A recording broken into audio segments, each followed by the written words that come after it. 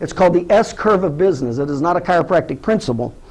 And essentially what happens, and since we don't have our PowerPoint presentation, we're just going to have to go with what we've got. But essentially what happens is when you look at the S-curve of business, every product or service enters into the market for us. This is the number of people that are utilizing, and this represents time.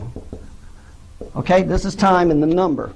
When a product or service enters the business, there's a small segment of group that jumps onto it, the innovators. Typically, you guys have maybe heard that.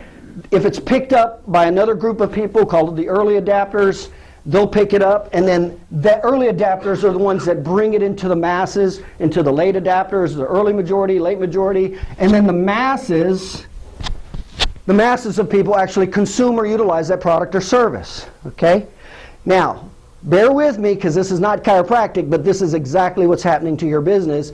And it's this principle. If you understand this principle, you're going to see how large, how huge chiropractic really is, and how large the personal injury market really is. If you can't see this, you will not have much of a vision of personal injury.